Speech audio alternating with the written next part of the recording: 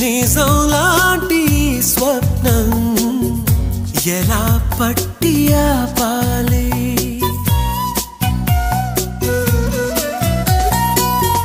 కలే అయితే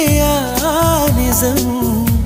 ఎలా తట్టుకోవాలి అవును కాదో అడగకంది నా మౌనం చెలివో